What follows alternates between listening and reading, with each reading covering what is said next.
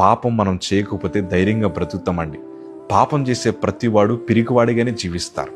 ఆజ్ఞను అతిక్రమించిన ప్రతి ఒక్కరూ అల్పవిశ్వాసంతోనే బ్రతుకుతారు.